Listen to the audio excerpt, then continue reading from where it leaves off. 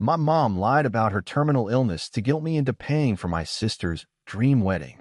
Now she's panicking because I exposed the fraud. I'm a 29-year-old man, and if there's one thing I learned early in life, it's that family can be complicated. My mother raised me and my younger sister after my father walked out, and though times were hard, we managed. As we grew older, I strove to stand on my own feet, eventually snagging a decent job that paid enough to keep me comfortable. My sister, who's 3 years younger, always dreamed big. She wanted a lavish life, often referencing designer labels or exotic vacations. I brushed it off as youthful fantasies, believing she'd discover a practical path eventually. But about 6 months ago, I got a frantic call from my mother. She used a trembling voice, telling me she'd been diagnosed with a serious, life-threatening illness. I remember my heart practically stopping. My mother's not that old, and though we never had a perfect relationship, she's still my mother. I dropped everything and rushed to see her. She looked pale, offered me test results, and a tearful story about how doctors gave her only a certain window of time. My stomach twisted, imagining losing her. I told her we'd do whatever it took, treatment, second opinions. She nodded solemnly, then started to mention something about wanting the family to be happy before she went. Within days, I discovered what she meant by that cryptic line. She told me she had one big regret: my sister's wedding. My sister was engaged, planning her dream wedding, but finances were tight.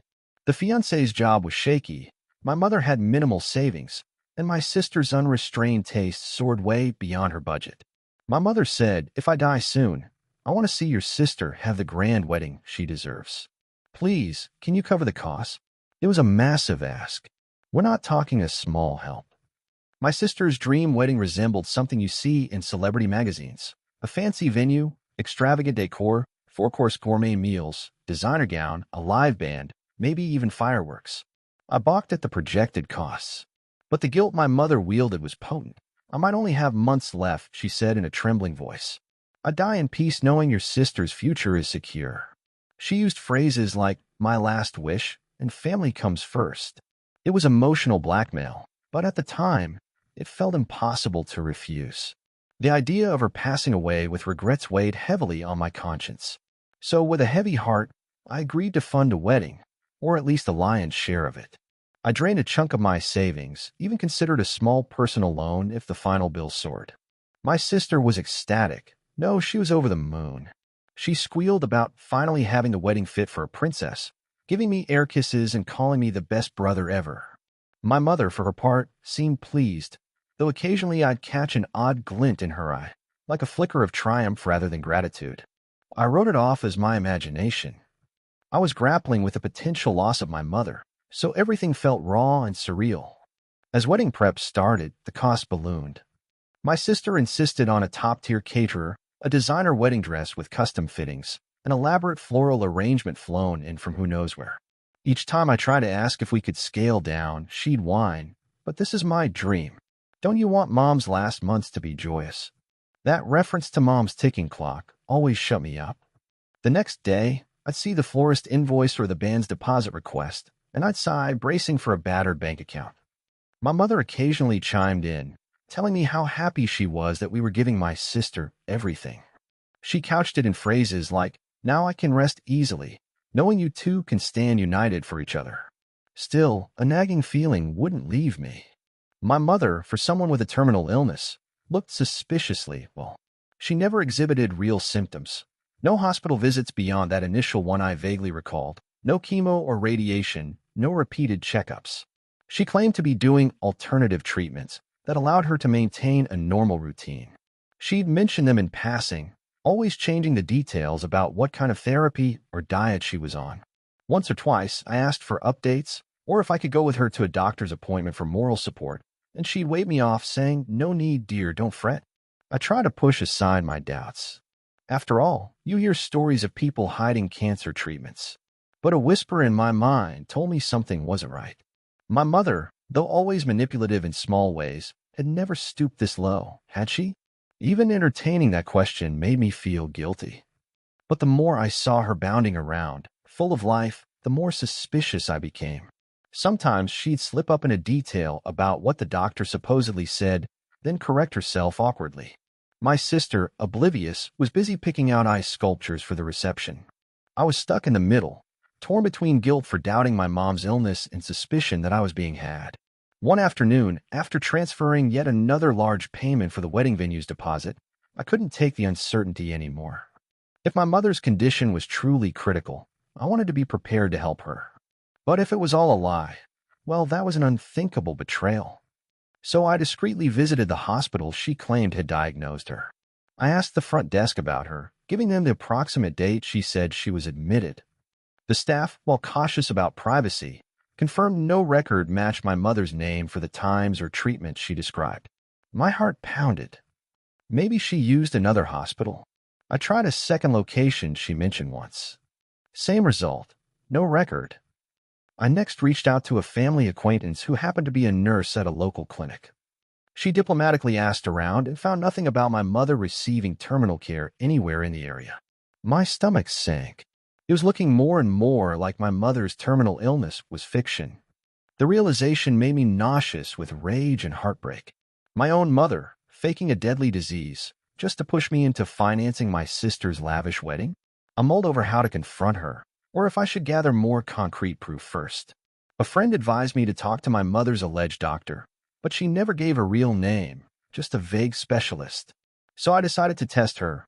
I casually asked for her medical records, explaining that I wanted to research treatment options or help get second opinions. She became weirdly defensive, yelling that I didn't trust her, that I was meddling in her private health. Then she turned the conversation to, "Why don't you trust me, your dying mother? Aren't you satisfied with helping your sister have a perfect wedding?" The emotional manipulation was blatant. It was in that moment my frustration peaked.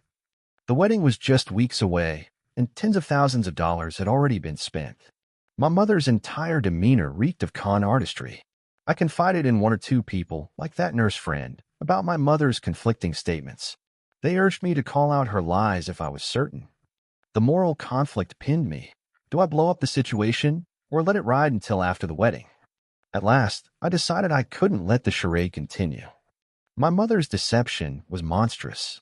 She was effectively robbing me, leveraging my love and fear of losing her.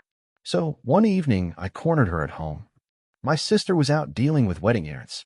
I sat my mother down, bluntly stating what I discovered about her non-existent hospital visits. I demanded the truth about her illness, or I'd publicly question her story.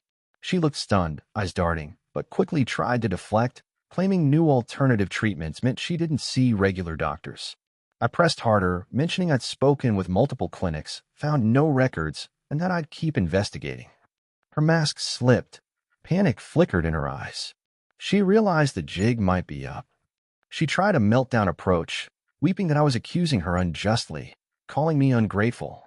She spat lines like, "I'm your mother, how dare you doubt me?" But I was done. I told her I'd hold a family meeting, or even a partial intervention to clarify. She froze, stammering about how that wasn't necessary. I told her either she came clean or I'd expose her lie. That's when she finally cracked. She admitted she wasn't terminally ill. She rationalized it by saying she had no choice, that my sister's wedding dream was so important, and I needed a big push to step up. My jaw clenched. She tried to justify it. "We're family. Families sacrifice for each other. I'm sure your father would have wanted this." It was the ultimate manipulation card. Righteous anger pulsed through me. I told her I'd no longer pay another cent for that wedding. She reeled, horror crossing her face. "But everything's set. The big day is soon." I retorted, "You lied about dying just for money.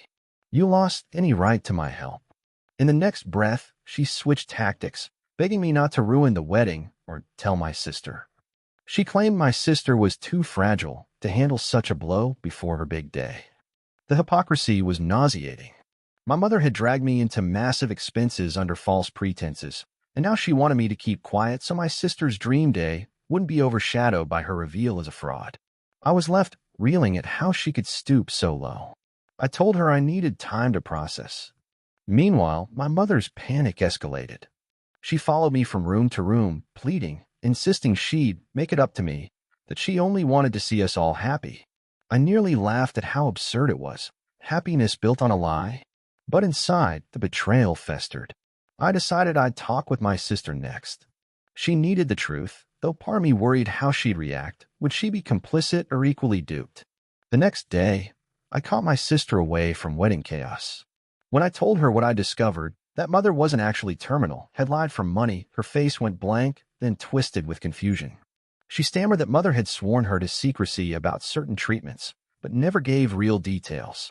My sister admitted she'd suspected something off but was too fixated on the wedding to question it. She pleaded with me not to sabotage her big day, though.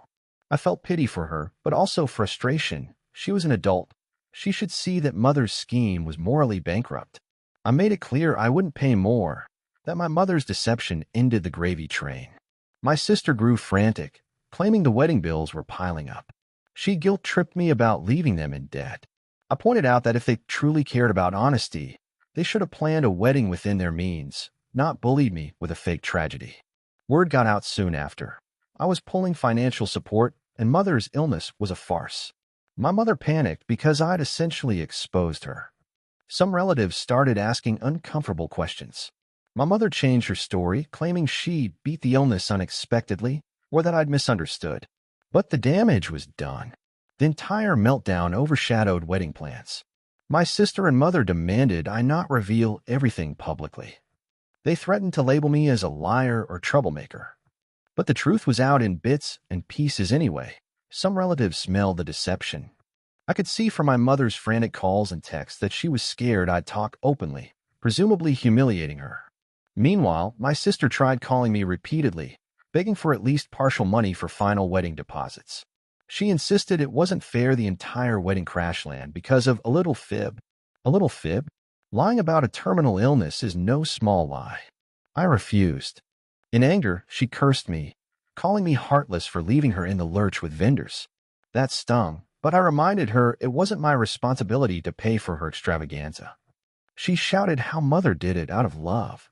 I realized how deeply mother's manipulations had warped my sister's perspective. A few days later, I got wind that my mother and sister tried a new trick. They approached a few well-off relatives, spinning a sob story about how I backed out of paying last minute, leaving them to scramble. Some relatives apparently offered small sums, but none were as large as what I'd been covering. My mother's panic soared. I heard she was telling people that if the wedding ended up scaled down or canceled, it was my fault. The sense of entitlement and gall made me sick. And the timing was savage. The wedding date was weeks away, too late to drastically slash costs without losing huge deposits. Then the day came when mother cornered me at my doorstep, my sister in tow. They were frantic, desperation etched on their faces. "You can't do this," my mother pleaded. "Please, just pay the remainder. Don't ruin your sister's wedding. I'll repay you somehow." My sister's eyes flicked from me to mother, as if urging me to yield. I exhaled a shaky breath, telling them that any trust or compassion died the moment I found out mother used a fake illness to extort me. If they wanted a big wedding so badly, they should sort it out themselves. My mother's face twisted with bitterness. She tried scolding me about family loyalty, bringing up how she raised me after father left. I retorted that I was grateful for the roof over my head back then, but forging a monstrous lie to manipulate me was beyond the pale. My sister stepped in, shrieking about, "You'll regret humiliating us like this." But I stood my ground. I told them I'd no longer keep their secret. If people asked, I'd calmly say mother lied about having a terminal illness so I'd pay for my sister's wedding. No more covering up. That day ended with them storming off, cursing me. I saw the entitlement raging in their eyes, a sense that they were owed my money, that I was the one betraying them by refusing to foot the final wedding bills. I felt a pang of heartbreak for how twisted everything had become. These were the people I once considered family. But I also felt a powerful sense of relief in setting boundaries. The next morning, I woke up to a barrage of texts from mother, flip-flopping between tearful apologies and threats that she'd tell everyone I was the ungrateful child. I blocked her. Enough was enough. The wedding day itself, from what I gathered, still happened, but at a drastically reduced scale. Some last-minute, cheaper venue, minimal decorations. They scrambled to salvage it. Word among a few relatives was that it was chaotic, overshadowed by confusion about mother's condition or the rumor that I discovered her lie. I didn't attend. Even if invited, I wouldn't have gone. My mother's scheme had destroyed any illusions of normalcy. After the wedding fiasco, my mother sank into panic mode. She worried I'd broadcast the entire fiasco to extended family or on social platforms. She tried to do damage control, telling people she'd had a misdiagnosis, painting me as an overreacting cynic. Some relatives stayed neutral, not knowing whom to believe. Others quietly told me they suspected something fishy from the start. My sister, newly married, tried messaging me once, demanding I apologize for the drama I caused. I simply blocked her as well. Let them stew in the consequences of their entitlements. Time passed, and I focused on rebuilding my finances, tackling the leftover expenses I'd already covered before pulling out. It was painful to watch my savings dented by such a grand deception, but an expensive lesson. Never again would I surrender money solely under emotional blackmail. I found solace in new friendships, in focusing on my own path. The rage simmered, but eventually cooled, replaced by a sense of closure. My mother and sister had exploited my love for them, weaponizing my fear of losing family. They reaped what they sowed. Friends occasionally asked if I ever planned to reconcile. My answer, not unless they come clean, truly remorseful. So far, no sign of that. My mother, from what I hear, still tries to hush up the fiasco, worried that if the whole truth came out, she'd be humiliated. She's panicking that her carefully spun facade of misdiagnosed terminal illness might crumble if I speak up. But I haven't needed to.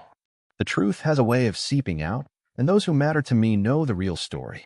Sometimes I replay how easily I fell for her lie, and it stings. But I remind myself that family can be cunning. My mother used my love and fear of losing her to manipulate me. Perhaps the biggest heartbreak is realizing how little she valued my trust or my sister's wedding dream, just the idea of wringing out the maximum benefit from a fabricated tragedy. Yet, in the end, I refused to be a perpetual victim. I exposed her fraud, cut off the money, and walked away. If she's left panicking, that's on her.